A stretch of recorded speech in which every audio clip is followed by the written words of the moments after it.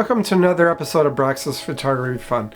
Well, today we're going to go into Fuji GFX gear again. I did a video about a year and a bit ago on the GFX 100 version 2, and that was a Fuji event that Kerrisdale Cameras put on, and I went to that event and got to use the new camera and try it out, that kind of thing. But it wasn't the first time where I actually used a 102 megapixel GFX camera before.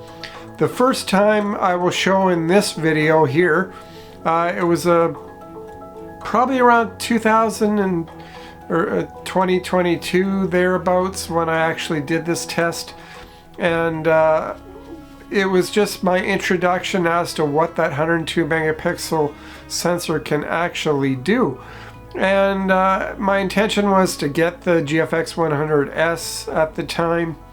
I almost had that camera paid off, and I had to basically get a refund on it because of a financial thing that was happening at the moment. Unfortunately, that situation never panned out, so I basically sold it back for nothing. But I never did get the 100S in my collection, of course. Chances are I probably would have had to have sold it anyway because of the financial crunch I ended up in a few years later. But let's go into that test that I did a few years ago with the original GFX 100 camera. And after that, we're going to go into the new current time GFX 100 RF.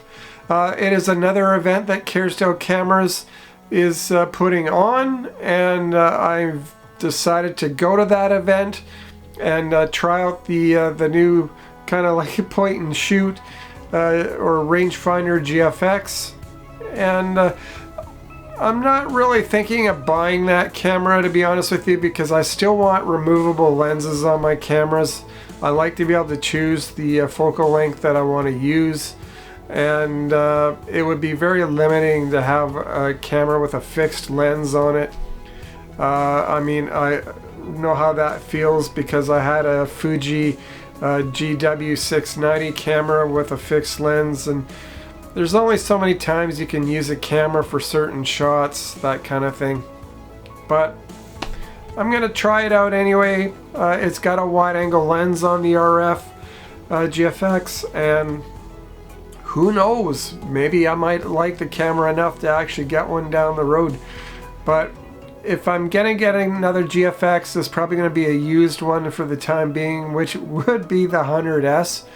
And eventually, in a couple years time, when money gets a little better, hopefully, and the world doesn't go all to hell as a result, I want to get the GFX 100 version 2, or maybe they'll have a version 3 by that point. We'll have to see. So anyway, let's go right to these two tests. First, we'll see the original test of the GFX 100, and then we'll go in right after that to current day at the Kerrisdale event in 2025 to see the GFX 100 RF. Let's go, guys.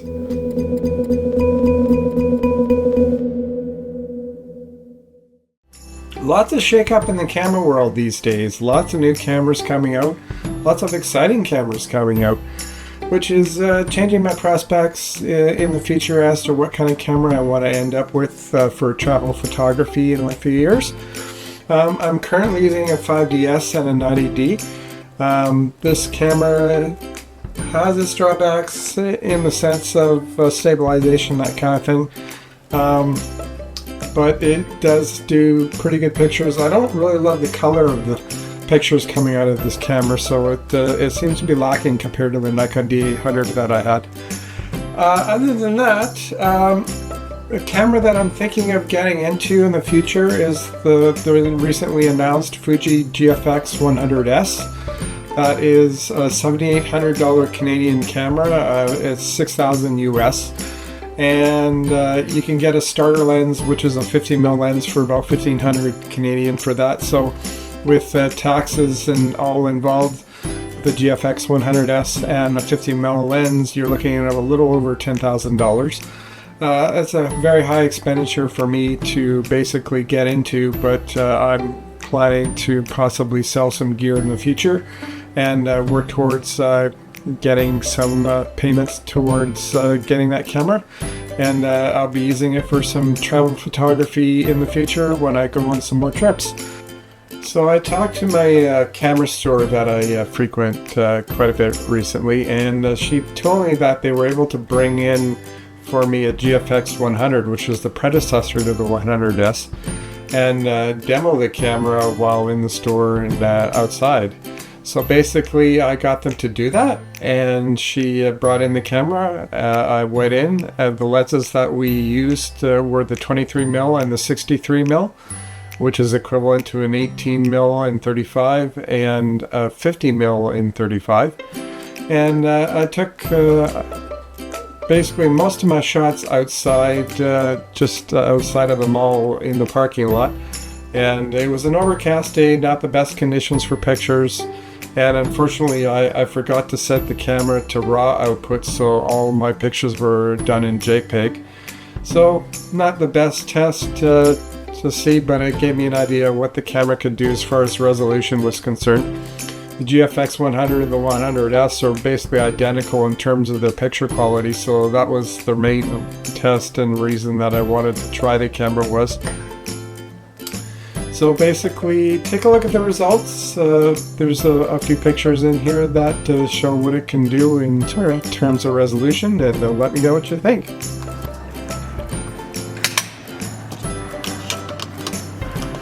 It's kind of similar to the they just put stuff in the sounder.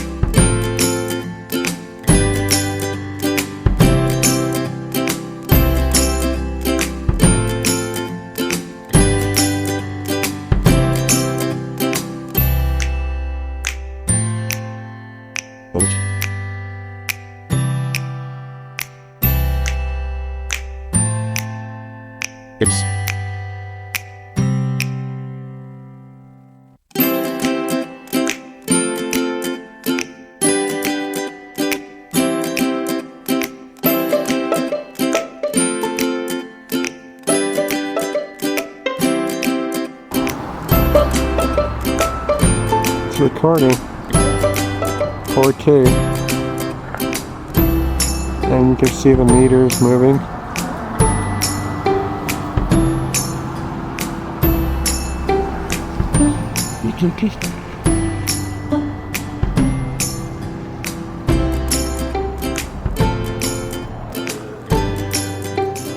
Now, it's interesting that they've released this camera at that price point. It's like they're really going after the market, the professional market, and it's exciting to see that a camera of a medium format sensor inside is coming down in price to the point where more people can afford it. Now, it's not exactly medium format compared to the film cameras that I have. It's a smaller sensor than even a 645 negative on 120 film. It's still classified as medium format, but basically it's got that medium format look with the depth of field, with the really shallow depth of field, and the lenses that they're producing with it. I've seen some sample pictures off the GFX 100 and the 100S, and beautiful pictures. The colors can be a little all over the map with the samples that I've seen, but Generally, the colors are very quite bold in some sense, and the resolution of the camera is unheard of. I haven't seen pictures that go in that far and show detail like they do, especially with pictures of your eyelashes and the eyeballs and that kind of thing. And you can see every pore on a human face's skin. Now that's pretty impressive. You can't get that off of film cameras unless you're doing large format. And it'd be interesting to compare an 8x10 film camera against the GFX 100, or which one would win a wide render. Now, in the future, we'll see if maybe they release the GFX 100 one, like a GFX 150 with a 150 megapixel sensor inside, but we'll have to see what they do. By the time I'm ready to buy into a medium format digital camera, it'll probably be something they might release by then. We'll see what they do. Either that or I'll be looking for a used GFX 100S, and that'll get me into the system a little easier and more affordably. Now, with the Canon, this was only meant to be a stopgap, the 5DS. I was planning on moving up to a mirrorless Canon camera, but now that the GFX 100S has come out, I'm reevaluating that purpose and seeing if I can get into medium format on the digital side. And I'll probably be keeping some of my Canon lenses and that kind of thing. I've got quite a repertoire of Canon lenses now. I'm still looking for a few pieces to fill out what I have left, including a 2x teleconverter and a 24 to 105. But that's down the road, and we'll see how it goes. Now, anyone that's interested in getting into medium format should really consider the Fuji system. It is quite affordable compared to the Hasselblads out there, and even the Phase 1s for that matter. And it'd be interesting to see what kind of future Fuji holds for us. They're definitely going hard on the market, and it should be interesting to see where they end up in the future.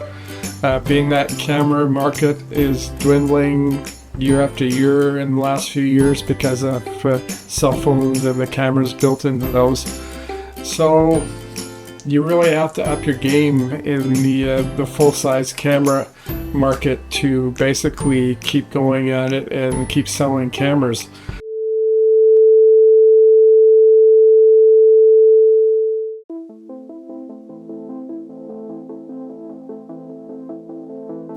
Well, I just got back from the second Fuji event at Kerrisdale Cameras that I attended.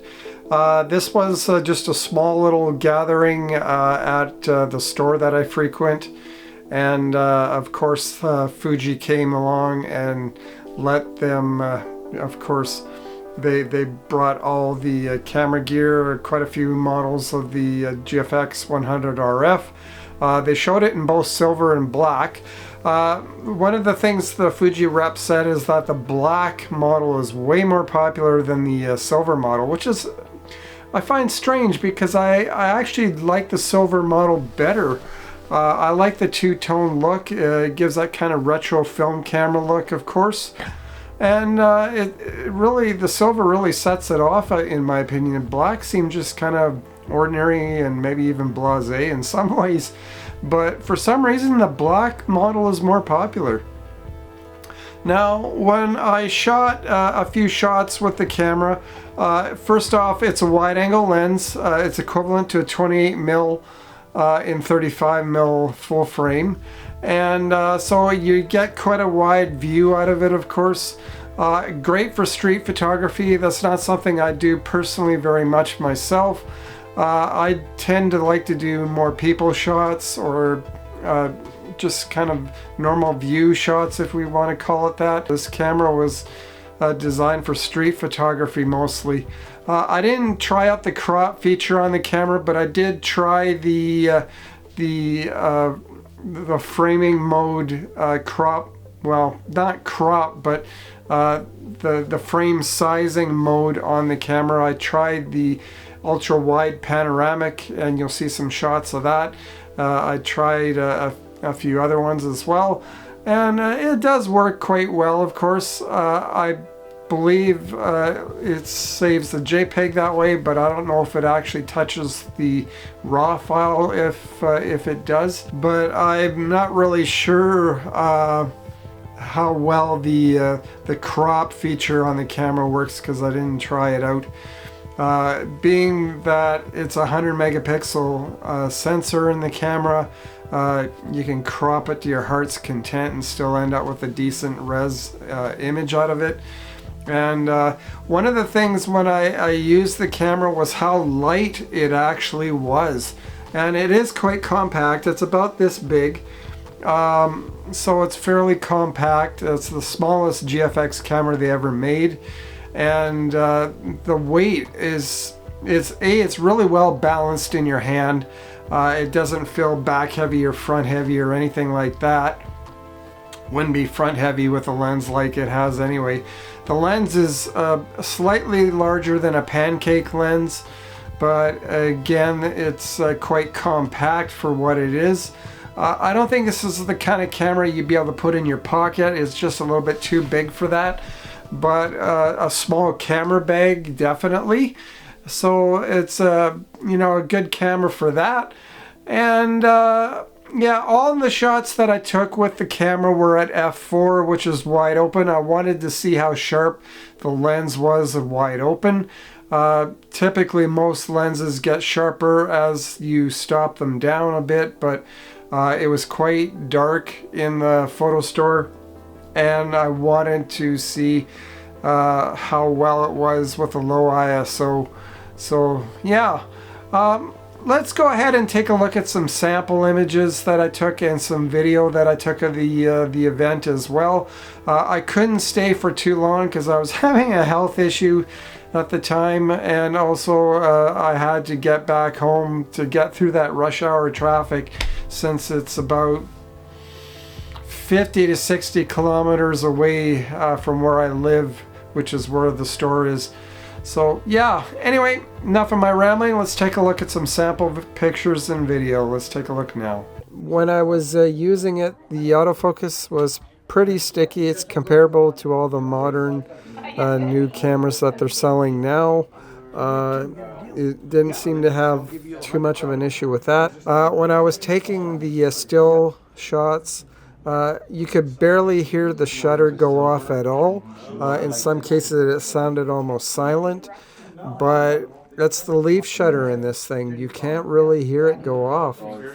It's not like the old focal plane shutters that the other cameras do use.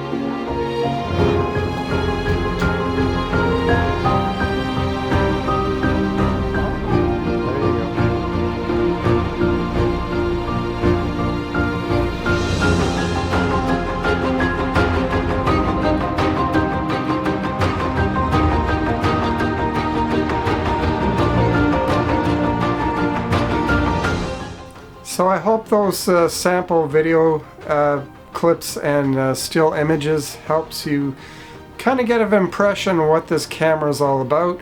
Of course, the depth of field is nowhere near as, you know, noticeable, or should I say the shallow depth of field is a little less noticeable than on other GFX models because it's an f4 camera. Would I buy one of these GFX cameras? Possibly, maybe down the road if I already had a couple GFX cameras in my possession.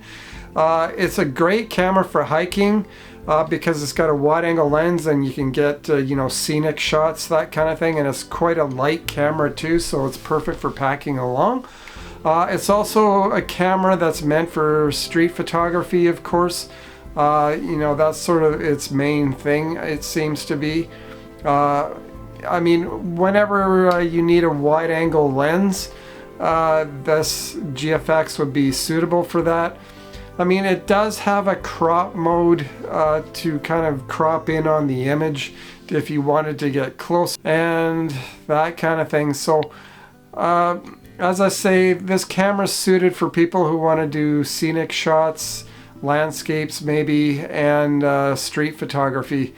Other than that, I wouldn't want to use it for portraits unless you wanted to get group shots of, you know, wide angle shots of groups or anything there is. I did try and take a few portraits with the camera when I had it in my hands, and so hopefully this helps you out. This isn't obviously meant to be an in-depth video. I didn't play with the camera for too long because of my health issue was, of course, affecting me that particular moment. And yeah, so yeah, maybe Fuji will do another event with Kerrisdale Cameras down the road, and of course I'll probably go to that as well. Anyway, hope you give me a thumbs up if you like. Maybe leave me a comment in the comment section below. And yeah, we'll see you next time. Thank you for watching, guys.